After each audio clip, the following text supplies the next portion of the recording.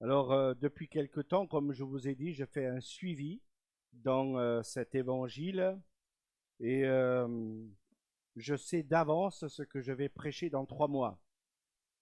Donc, ne me dites pas ou ne me reprochez pas du fait que tu as attendu, comme on m'a dit un jour, tu as attendu que je vienne pour prêcher là-dessus.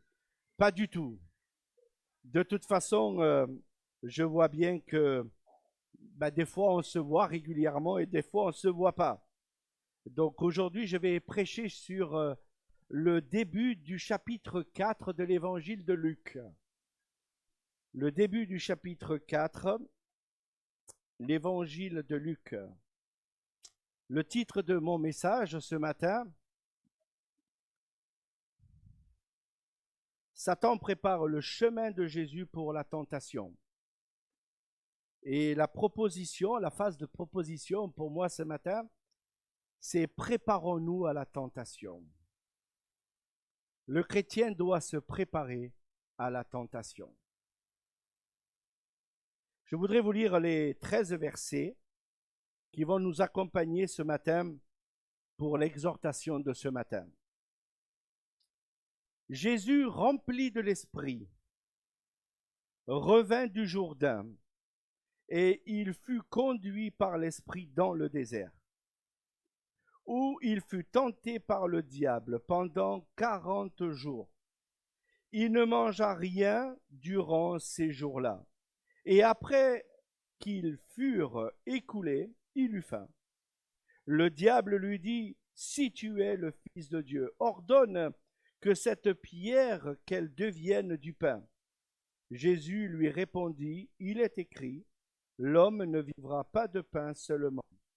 Le diable l'ayant élevé lui montra un instant tous les royaumes de la terre et lui dit, je te donnerai toute cette puissance et la gloire de ces royaumes, car elle m'a été donnée et je les donne à qui je veux.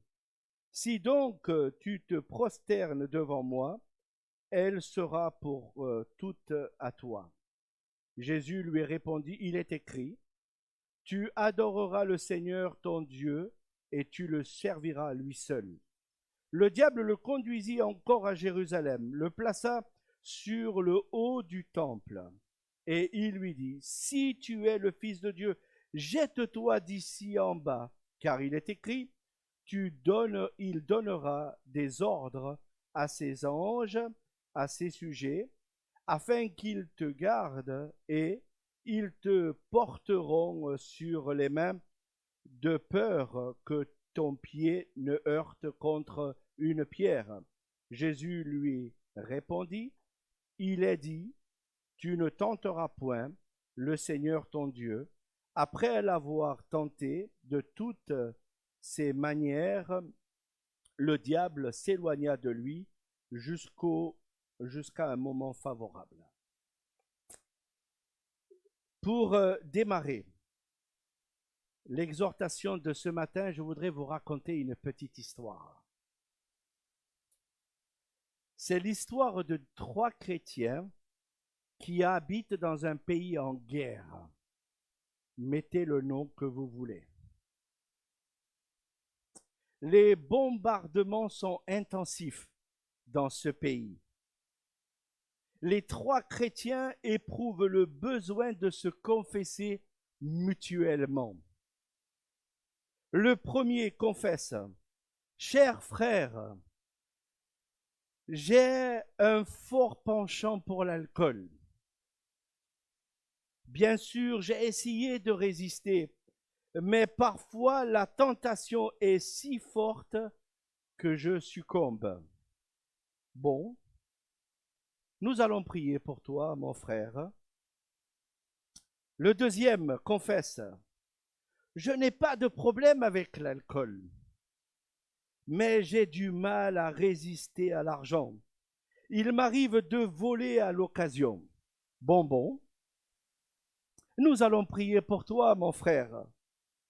Après un moment de silence, Les deux chrétiens qui viennent de se confesser se tournent vers le troisième.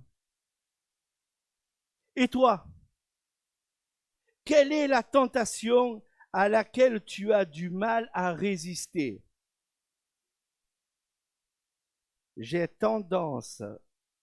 une tendance incontrôlable et irrésistible de rapporter tout ce que les autres me confient. Je répète cette dernière phrase. J'ai une tendance incontrôlable et irrésistible de rapporter tout ce que les autres m'ont confié. Qui n'a pas un jour été tenté? Qui n'a pas un jour été tenté? On a tous été tentés. Moi, le premier qui suis devant vous, j'ai été tenté de diverses manières. La Bible ne cache rien sur la tentation. La Bible ne cache rien sur la tentation. Et je me dis, quand je regarde certains personnages dans la Bible, je me dis, eh bien, certains sont allés dans le cimetière des naufragés, et puis d'autres sont allés dans le plan de la victoire, parce que Dieu les a aidés dans telle ou telle situation. Mais la question que je me suis souvent posée par rapport à la tentation, c'est comment y faire face. Comment y faire face à cette tentation? Moi, je voudrais vous montrer quelques exemples, mais alors très rapides ce matin sur certains personnages qui sont tombés par rapport à la tentation. Vous avez dans l'Ancien Testament Caïn qui a tué son frère. Vous avez dans la Bible l'histoire de la femme de Lot qui n'a pas cru à ce que Dieu disait. Elle s'est tournée et elle s'est changée en statue de sel. Vous avez dans la Bible une certaine Myriam, sœur d'Aaron et de Moïse, qui à un moment donné a fait un petit peu quelques murmures et que Dieu l'a foudroyée avec une lèpre à un moment donné dans l'Ancien Testament. Vous avez l'histoire de Samson. Qui ne connaît pas Samson? Si vous demandez à vos enfants qui est Samson, tous vont vous le dire. Il a terrassé le peuple philistin. Mais il est tombé aussi. Et pas qu'une seule fois. Nous avons l'histoire du roi, le premier roi en Israël, Saül, qui a eu un bon démarrage et qui a eu une mauvaise fin. Vous avez David, le roi David, qui a aussi, il est tombé aussi, le roi David. Et puis vous avez le roi Salomon, alors lui, il avait beaucoup d'argent, beaucoup de biens, mais il avait aussi beaucoup de femmes et de concubines. Et la Bible nous dit qu'il est tombé à cause de ces choses-là. Oui, la Bible ne cache rien dans la tentation. Et je dis merci Seigneur parce que quelque part, je me dis, eh bien, ce sont des gens comme vous et moi. Ils ont vécu à des périodes différentes de vous, mais ce sont des gens comme vous et moi.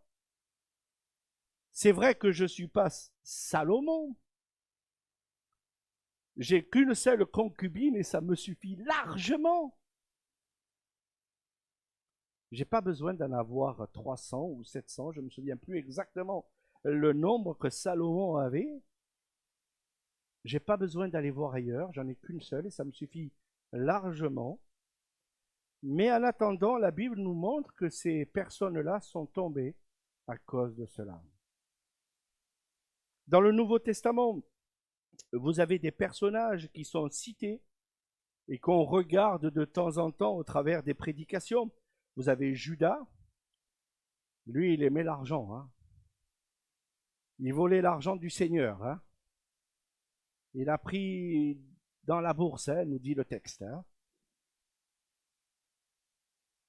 Ananias et Saphira, dans le livre des Actes des Apôtres, Démas, Alexandre le forgeron, Philette, associé de Hyménée dans le Nouveau Testament, qui répandait des théories erronées à propos de la résurrection. Voilà leur manière de penser, dans la parole de Dieu. Et puis vous avez des gens qui ont été dans les palmarès des vainqueurs. Eux, ils ont leur pierre, leur pierre dans l'éternité. Abraham, Joseph a résisté, nous dit la Bible. Abraham aussi a résisté à un moment donné. Moïse, Anne, Job, Esther, Barnabas et le Seigneur Jésus-Christ. Je ne veux pas l'oublier dans ma prédication. La Bible nous dit dans Hébreux chapitre 4, verset 15, que Jésus a été tenté comme nous en toutes choses. Le texte que je viens de vous lire ce matin nous montre bien que Jésus a été tenté comme nous en toutes choses. Alors oui, c'est vrai, Jésus a résisté à la tentation et on va regarder ce matin comment il a résisté à la tentation. Que nous apprend les 3 tentations de Jésus et comment pouvons-nous, nous, aujourd'hui, au XXIe siècle, résister à la tentation. Tout d'abord, je voudrais essayer de répondre à la question « Qu'est-ce qu'une tentation ?» Voici ce que le dictionnaire nous dit sur la tentation. Un attrait vers une chose défendue, un mouvement intérieur qui excite l'homme au mal. Voilà ce que le dictionnaire nous dit. Mais vous avez aussi des termes équivalents par rapport à la tentation. Quand on parle de la tentation, vous avez le mot désir, vous avez le mot attirance, vous avez le mot envie. Toutes ces choses sont là, en tout cas pour stimuler dans notre être des choses que Dieu condamne. Vous allez me dire, oui, les plaisirs sont légitimes. Aimer un gâteau à la crème, c'est légitime. Parlez-en à un diabétique du gâteau à la crème. Et vous allez voir ce que le médecin lui dit régulièrement.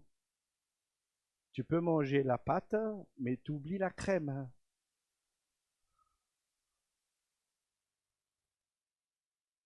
Tu peux avoir des relations sexuelles avec ton époux, avec ton épouse, pas de problème.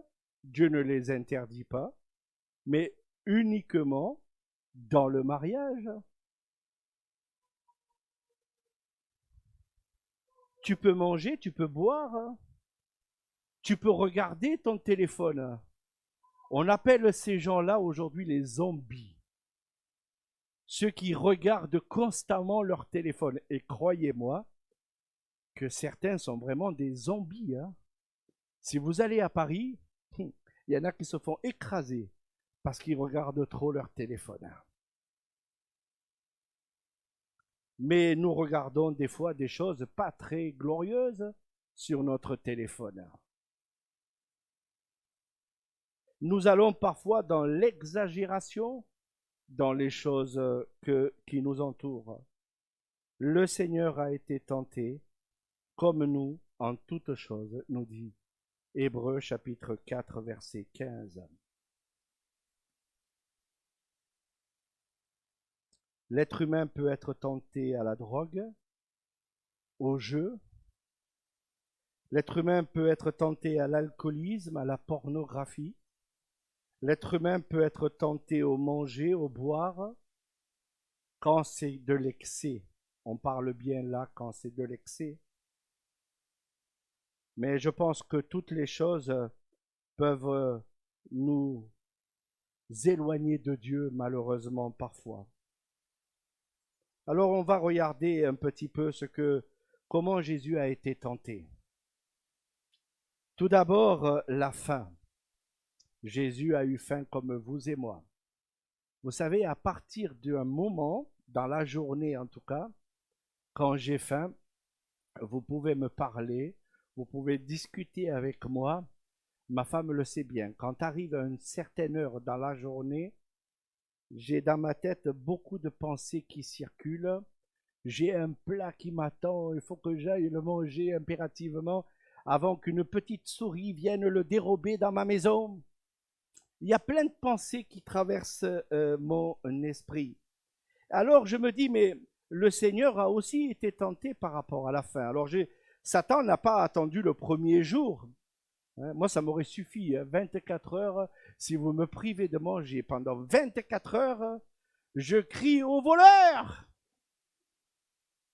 Non, non, Jésus a attendu 40 jours et Satan est venu le tenter aux 40 derniers jours, pardon. Et Satan lui a dit, si tu es le Fils de Dieu, est-ce que vous pensez que c'est une hypothèse qu'il est en train de placer là? Non, non, non. Il est en train d'affirmer que Jésus est vraiment le Fils de Dieu. Jésus, mais c'est pas normal que tu aies faim. Nicolas, c'est pas normal que tu aies ces pensées qui viennent traverser ton esprit. Si, c'est tout à fait normal. Jésus m'a demandé de prier pour mon pain quotidien. Donc j'ai besoin de mon pain quotidien. Mais Satan veut troubler Jésus. Dieu est amour. Dieu ne peut pas te laisser sans manger. C'est pas possible. Après tout, il a bien donné du pain au peuple de Dieu dans le désert. Il a bien envoyé la manne du ciel. Il peut t'envoyer de la manne, il peut t'envoyer un gâteau de miel. Ce que signifie le mot manne. Elle avait le goût du miel, de gâteau de miel. Tu es dans le désert. Dieu peut t'envoyer ce genre de choses. Et Jésus va lui répondre de suite. L'homme ne vivra pas de pain seulement, mais de toute parole qui sort de la bouche de Dieu. Vous savez, quand on regarde la Bible et quand on la lit avec sérieux, la Bible, on voit que Satan a déjà employé cette tactique avec Adam et Ève, dès le départ. Dieu ne peut pas te cacher ça. Il peut te donner ceci, il peut te donner cela. En réalité, Satan pousse le texte au maximum avec Jésus. Et il demande à Jésus de séparer le physique et le spirituel. Dieu sait très bien que vous avez besoin de manger, puisque vous avez dans la parole de Dieu un passage qui nous dit clairement que nous devons demander le pain à Dieu. Donne-nous notre pain quotidien. Vous savez la prière que Jésus a enseignée à ses disciples dans l'évangile de Matthieu chapitre 6 verset 11. Le Seigneur nous demande de demander notre pain quotidien. Et là, Satan veut troubler Jésus par rapport à cette chose-là qui nous montre bien qu'en réalité, on ne peut pas séparer le spirituel et le physique. L'homme a besoin des deux.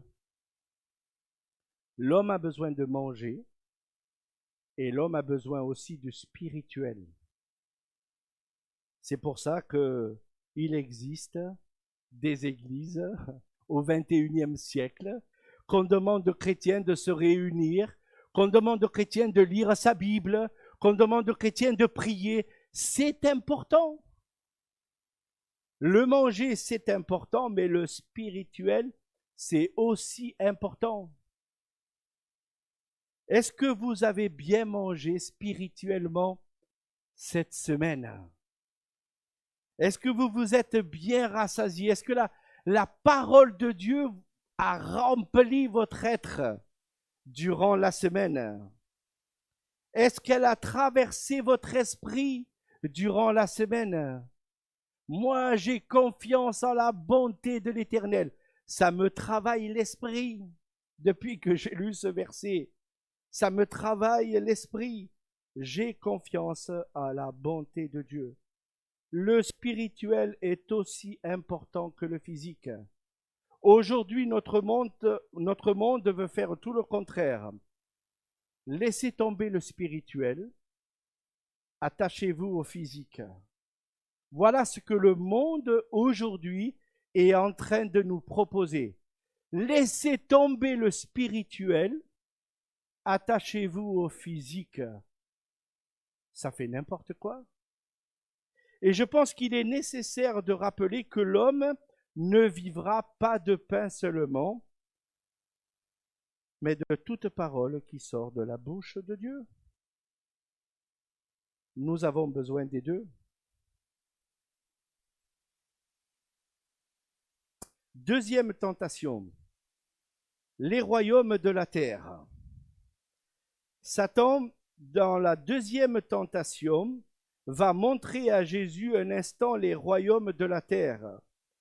Mais si vous connaissez, si vous avez déjà lu la Bible ou si vous avez déjà vu ce que la Bible dit, les royaumes de la terre appartiennent à Jésus et ils vont appartenir à Jésus à un moment donné. Il suffit de lire le livre de Apocalypse, chapitre 11, verset 15, qui dit que les royaumes appartiendront au Seigneur Jésus. C'est vrai que pour un instant, à cause du péché, la Bible nous dit que Satan est devenu le prince de ce monde. Jean chapitre 12, verset 31.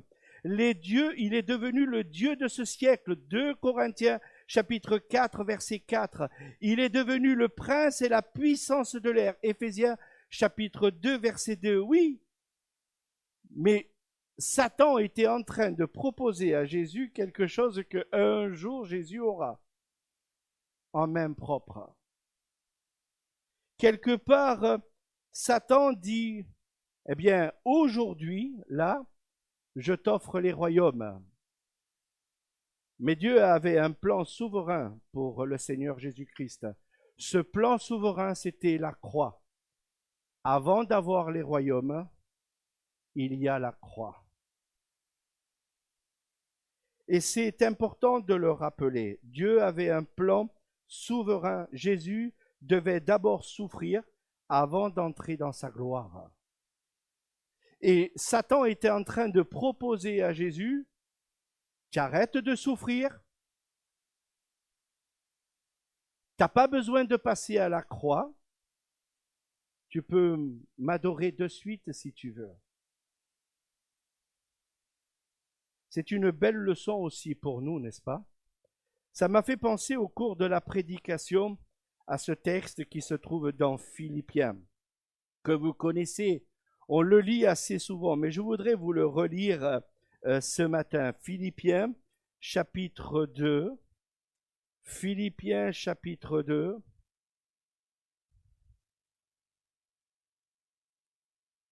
Les versets 5 à 11. Ayez en vous les sentiments qui étaient en Jésus-Christ, lequel, existant en forme de Dieu, n'a pas regardé comme une proie à arracher d'être égal avec Dieu, mais il s'est dépouillé lui-même en prenant la forme de serviteur, en devenant semblable aux hommes, et ayant paru comme un simple homme, il s'est humilié lui-même, se rendant obéissant jusqu'à la mort, même jusqu'à la mort de la croix.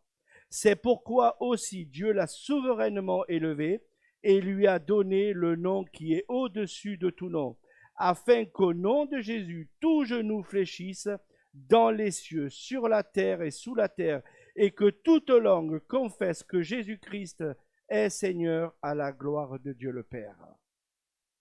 La gloire attendait Jésus-Christ. D'abord la croix, ensuite la gloire. Vous savez, aujourd'hui, on fait tout à fait le contraire. D'abord la gloire, après la croix. Un jour, on m'a répondu, quand je vais mourir, je verrai Dieu et je réglerai mes comptes avec Dieu. C'est trop tard. Je voudrais quand même vous dire, ça sera trop tard. Tu régleras rien dans l'éternité. Si tu dois régler quelque chose, c'est aujourd'hui. Quand tu vas être devant ton Seigneur et ton Dieu, celui qui t'a créé, mais tu vas fermer ta bouche. Si aujourd'hui tu parles, mais dans le ciel, tu vas fermer ta bouche. Parce que tu vas te présenter devant le Dieu de gloire. Et là, il aura des choses à te dire. Lui, en tout cas, Lui aura des choses à te dire.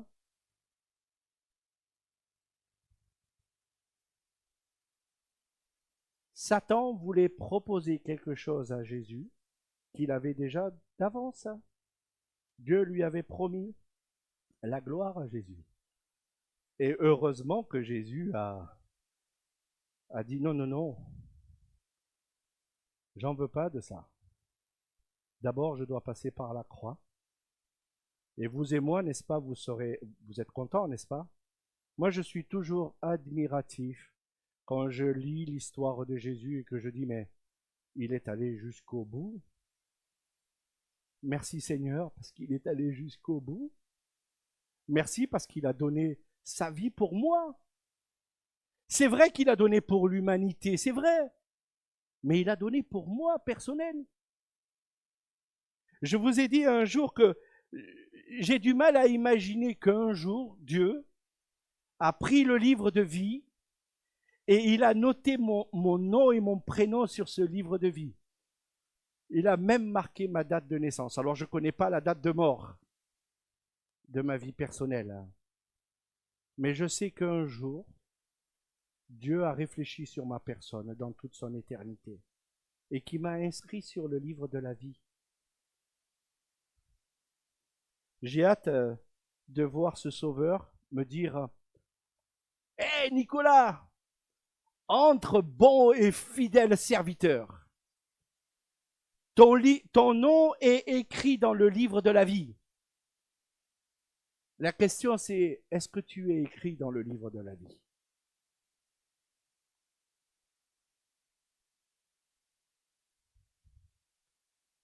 Satan proposait tout le contraire. D'abord tu me sers, je te donne les royaumes et après tu seras glorieux.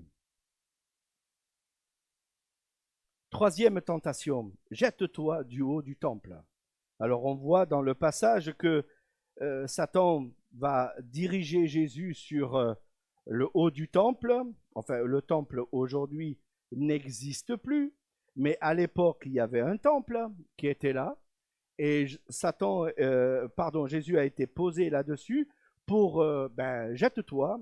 Alors bien sûr qu'au regard de certains passages, on voit que Dieu avait promis que le Messie serait protégé. Si vous lisez le psaume 91, vous avez cela, versets 11 et 12. Vous avez dans Malachie le fait que le Messie devait apparaître dans le temple. Tous ces textes sont dans la parole de Dieu. Donc, qu'est-ce que Satan voulait faire en proposant au Seigneur Jésus-Christ? Eh bien, c'est l'occasion pour toi de devenir célèbre. Tu sais pourquoi? Parce que si tu te jettes du temple, Dieu va te récupérer et tu vas devenir célèbre. Si tu te jettes du temple, il va y avoir sûrement un tapis volant qui va venir comme Aladdin te récupérer et alors là, tu vas devenir célèbre. C'est ce que Satan était en train de proposer à Jésus. Jette-toi et tu vas devenir célèbre parce que de toute façon, le Messie sera protégé. Dieu l'a promis. C'est l'occasion de passer à la notoriété. C'est l'occasion de passer à la célébrité. Non, non. D'abord le calvaire. Et après la célébrité. Quelques remarques pour terminer cet exposé des 3 tentations. La première tentation visait à satisfaire le corps. La deuxième tentation vise l'âme. Et la troisième vise l'esprit. Mais nous sommes exactement pareils, vous savez, aujourd'hui. Ça correspond à la convoitise de la chair, à la convoitise des yeux, à l'orgueil de la vie. Nous sommes exactement exposés à ce genre de tentation dans le quotidien. Dieu nous a jamais dit rien ne vous arrivera. Je vous aime, j'ai donné ma vie pour vous. Vous allez rentrer dans un long fleuve tranquille et rien ne vous arrivera. Waouh, j'attends toujours le long fleuve tranquille dans ma vie personnelle. Avec le Seigneur, il n'y a pas de facilité, il n'y a pas de raccourci. Vous savez, aujourd'hui, dans les GPS, quand vous prenez le GPS aujourd'hui, vous demandez toujours le chemin le plus court. Dans la vie chrétienne, il n'y a pas de raccourci. Quand le Seigneur décide quelque chose, il n'y a pas de facilité dans la vie chrétienne. Et je pense que la tentation doit nous apprendre cela. Il n'y a pas de raccourci avec le Seigneur. Il n'y a pas de chemin facile vers la victoire, vers la maturité chrétienne. Ça demande un effort de notre part. L'apôtre Paul a dit à un moment donné, « Qui me délivrera de ce corps de mort ?» Et Jésus a dû lui dire, le Seigneur a dû lui dire, « Ma grâce te suffit. » Il prenait conscience que ce n'était pas facile tous les jours, mais qu'il avait besoin de la grâce de notre Seigneur Jésus-Christ pour vivre ici-bas sur cette terre. J'aimerais terminer cette exhortation ce matin par quelques passages de la parole de Dieu, quelques-uns dans l'Ancien Testament et d'autres dans le Nouveau Testament. Tout d'abord dans l'Ancien Testament, Deutéronome chapitre 4, verset 9. Je lis dans ma version, peut-être que vous aurez une version différente là, mais c'est pas grave. L'essentiel, c'est la pensée qui est donnée. Mais prends garde à toi, garde-toi à jamais d'oublier ce que tes yeux ont vu. Ne les laisse pas sortir de ton cœur. Un seul jour, enseigne-les à tes fils et aux fils de tes fils. Qu'est-ce que Dieu était en train de dire à Israël? Prends garde à toi. Sois vigilant. Le diable va tout faire pour te mettre des bâtons dans les roues. Et croyez-moi qu'il y va de bon cœur pour nous faire tomber parfois dans notre vie quotidienne. Et le Seigneur dit, ne laisse pas sortir de ton cœur un seul jour la pensée de Dieu. Je crois que nous avons besoin, en tout cas, de nous le rappeler au quotidien. N'oublie pas Jésus dans ta vie. Matin, midi, soir et même la nuit. N'oublie pas Jésus. Même dans la nuit, n'oublie pas Jésus. Proverbe chapitre 4, versets 4 à 6. Que ton cœur reçoive mes paroles, garde mes préceptes, et tu vivras. À qui est la sagesse? À qui est l'intelligence? N'oublie pas. Ne te détourne pas de ce que dit ma bouche. La sagesse ne l'abandonne pas. Elle te gardera, aime-la, elle veillera sur toi. Je me dis heureusement que le Seigneur a été sage parfois dans certaines situations dans ma vie parce que je pouvais très très vite déraper. Heureusement que Dieu a été rempli d'amour pour moi à un moment dans ma vie. Parce que peut-être je ne serais pas ici ce matin, derrière cette chair.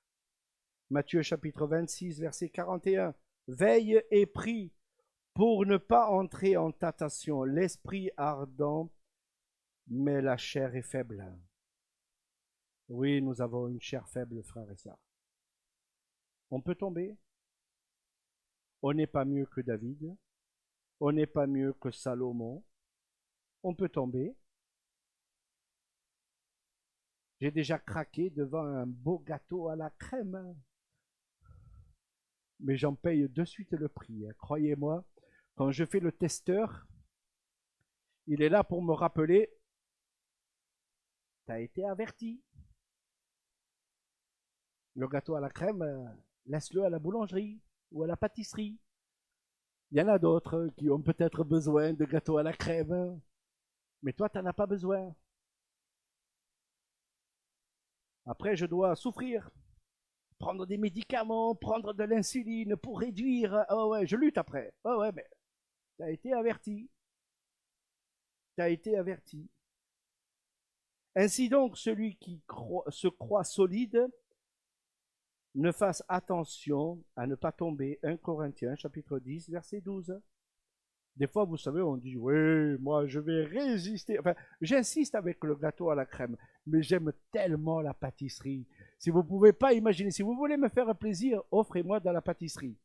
Je vais réfléchir 2 fois avant de la manger, mais j'aime la pâtisserie, c'est vrai. C'est quelque chose qui me hante parfois l'esprit. Vous savez, quand j'étais plus jeune, je vous raconte un petit peu des choses dans le passé. J'ai travaillé dans une pâtisserie.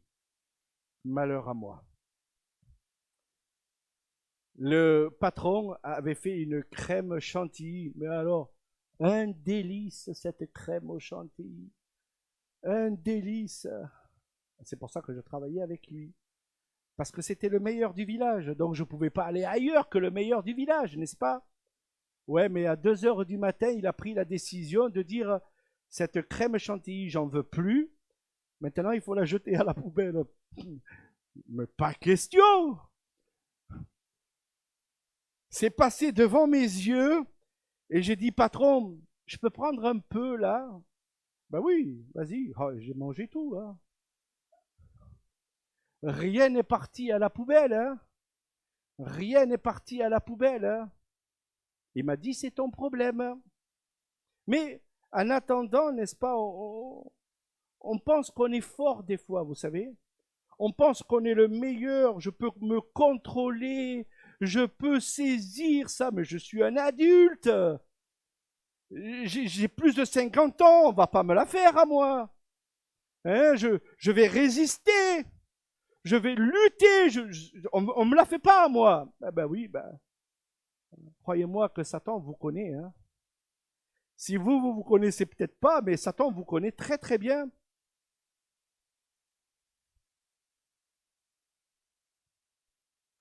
Soyez sobre, veillez, votre adversaire le diable rôde comme un lion rugissant, cherchant qui dévorer.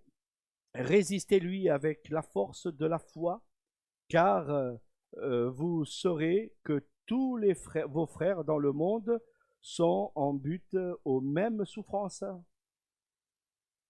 Vous savez, si vous êtes tentés, ne croyez pas que vous êtes les seuls au monde à être tentés. Hein. Il y en a plein dans le monde, des chrétiens.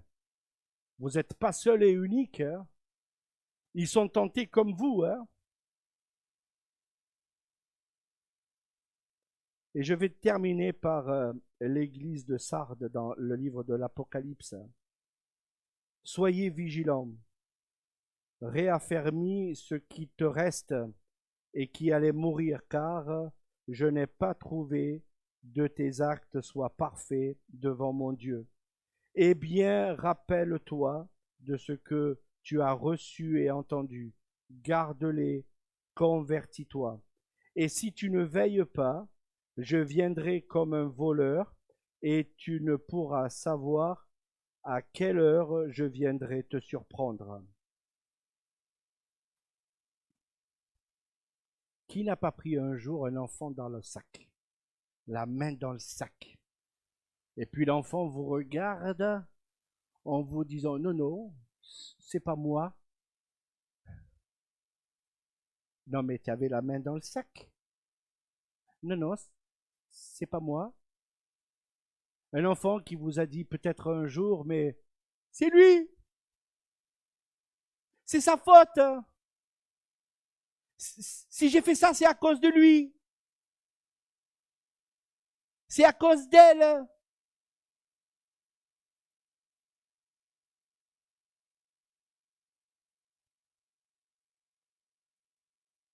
Si le Seigneur revenait demain, il ne va pas vous dire ni l'heure, ni le temps, ni le jour où il va venir. Hein.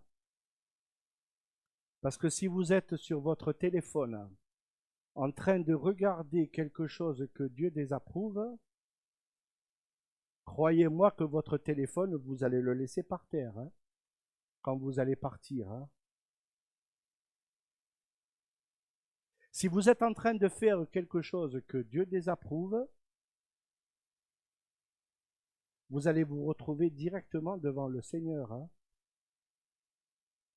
La Bible dit dans l'enlèvement, en tout cas dans Thessaloniciens, que les chrétiens vont être tous enlevés le jour où Dieu va décider le jour de l'enlèvement, à la trompette. Alors peut-être que vous allez entendre le premier son de la trompette, mais pas le deuxième. Hein. Et je pense que nous avons besoin de nous préparer, nous, dans la tentation. Le diable va tout faire pour vous éloigner de Dieu. Mais ne va pas à l'église, ça sert à rien.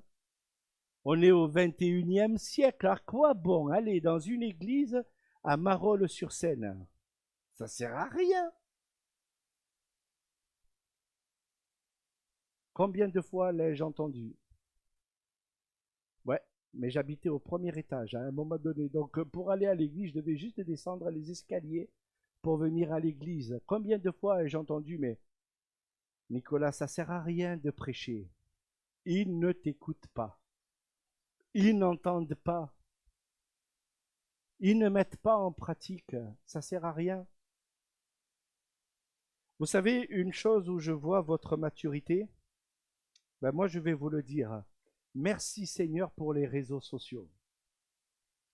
Quand je vois qu'il y a quelqu'un qui est malade, ou quand quelqu'un dit j'ai telle situation dans ma vie, vous avez, alors certains ne réagissent pas, je l'avoue, je le confesse, je ne réagis pas toujours. Je ne mets pas toujours le pouce, je ne mets pas toujours le cœur, je ne mets pas toujours les mêmes prières. C'est vrai, il y a des fois je suis occupé, je ne fais pas toujours ce genre de choses.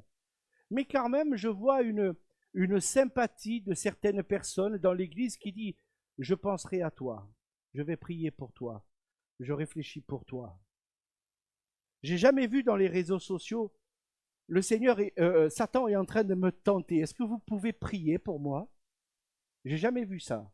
En tout cas, vous l'avez jamais manifesté jusqu'à présent. Et si demain vous le manifestez, que je vous donne cette idée, je serai le premier à me mettre à genoux et à prier pour vous.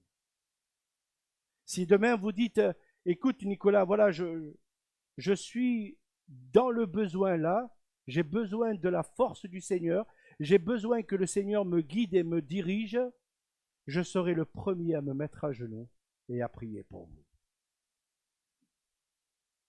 Nous avons besoin des uns des autres, mes frères et sœurs. On n'est pas infaillible. Le diable va tout faire pour vous éloigner de Dieu. Et croyez-moi qu'il va le faire de tout son cœur. Dieu a laissé pour un temps les royaumes de cette terre, pour un temps, je dis bien pour un temps, au diable, à cause du péché. Mais un jour, on sera dans la gloire éternelle et on devra manifester notre acte d'obéissance vis-à-vis de notre Seigneur. Amen.